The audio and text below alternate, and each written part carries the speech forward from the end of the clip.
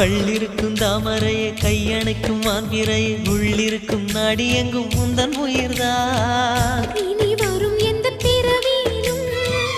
உனை சேர காத்திருப்பேன் விழி மூடும் இமை போல விலகாமல் வாழ்ந்திருப்பேன்